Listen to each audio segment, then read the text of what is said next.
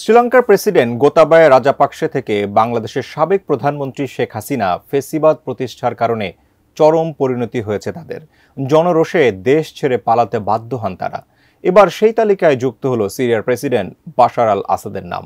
বিদ্রোহীদের তীব্র চাপের মুখে গোপনে বিমানযোগে দেশ ছাড়তে বাধ্য হন তিনি। বিস্তারিত জানাচ্ছেন আরিফ হাসান। 2022 সালের 13 জুলাই ব্যাপক গণবিক্ষোভে দেশ ছাড়েন শ্রীলঙ্কার সাবেক প্রেসিডেন্ট গোতাবায়া রাজাপাকসে। একই পরিণতি হয় বাংলাদেশের সাবেক প্রধানমন্ত্রী শেখ হাসিনারও।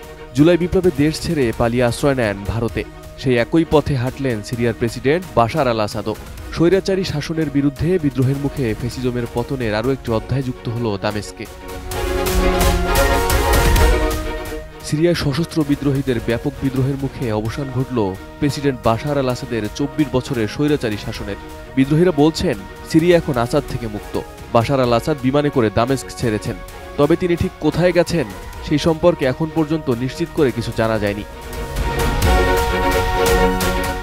এদিকে দামেস্কে ঢুকে পড়েছে বিদ্রোহীরা। আসাদের দেশ ছাড়ার খবরে দামেস্কের প্রধান স্কয়ারে জড়ো হচ্ছেন সিরিয়ান নাগরিকরা। স্বাধীনতার স্লোগানে মুখরিত হচ্ছে রাজপথ। আসাদ দেশ ছেড়ে পালানোর পর সরকার পতনের ঘোষণা দিয়েছেন সিরিয়ার বিরোধীরা। দামেস্ককে বাশার মুক্ত ঘোষণা করেছেন তারা।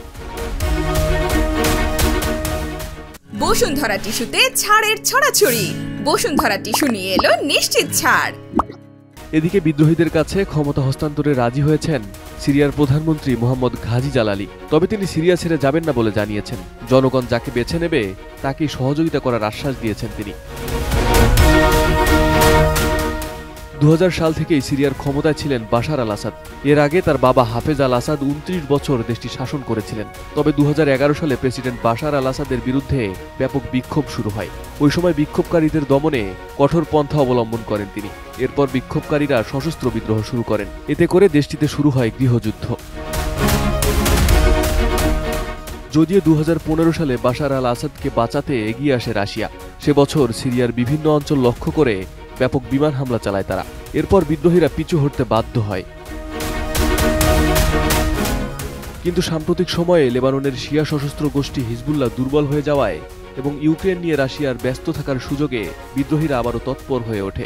এরই এক পর্যায়ে সম্প্রতি বিদ্রোহীরা হামলা শুরু করে এবং এই হামলার মুখে নাটকীয়ভাবে দামেস্ক ছেড়ে পালালেন প্রেসিডেন্ট আসাদ। অবসান ঘটল বাশারের 24 বছরের স্বৈর শাসনের। Arif Hasan, ATN news.